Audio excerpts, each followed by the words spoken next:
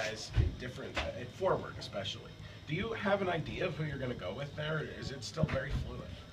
No, it's not very fluid. I think it's really just kind of one or two choices, and then just the really decide on what's the mix that we want to have going into game one. And if we make changes, it would be minor. But you have options with that line as far as that. I don't want to call it the fourth line, but the fourth line.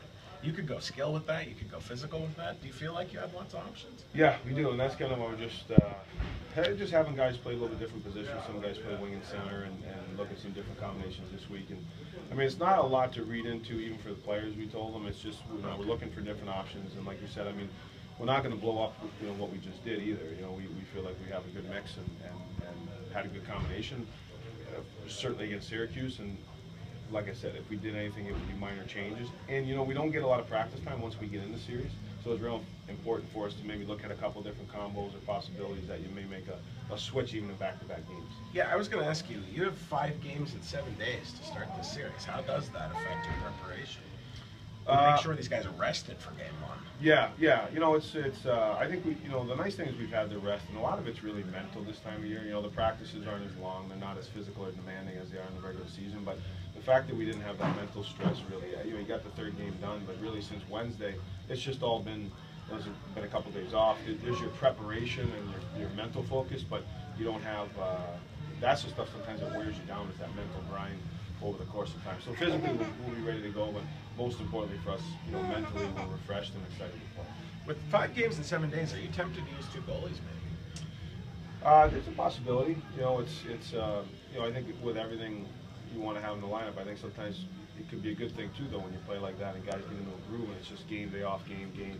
So we certainly like the depth that we have, and you may have to dig into it, and we may use it in an advantageous way if we think we need it, but it's nice to at least have the option. It's funny, I've actually heard Kostopoulos say a number of times he likes it better this way.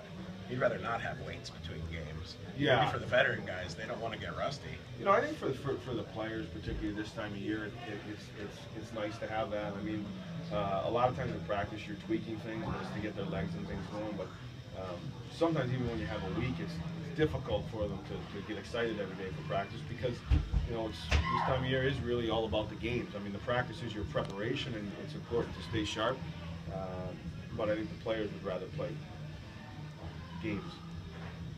I wanted to ask about the 4th line against Syracuse. Do you think they served as a pretty good change of pace line? Just the energy and the physicality they brought? Yeah, I thought that line, again, I wouldn't call my 4th line, but I thought that Farnham's line, LeBlanc's line, and then whoever was in the middle, I thought that those guys did a good job. They brought an element to the series, and they were very effective. And the thing we liked most about them is we could play them regularly 5-on-5, and they were very productive.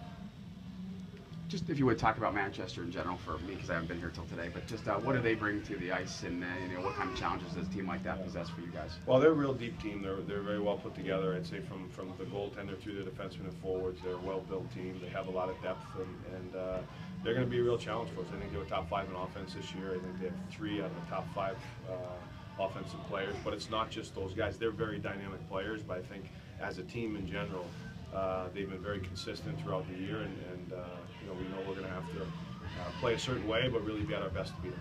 And finally, just for me, how do you approach a series that starts now on the road instead of at home? What different dynamic does that mean to you guys, if any at all? Actually, it doesn't really it doesn't change our preparation. Even in the regular season, we don't. You got to win anywhere you play. So even for us, the regular season is preparation for the playoffs. We don't put any difference in home or away. It's just make sure that our practices and our video preparation and making sure guys are mentally ready to play.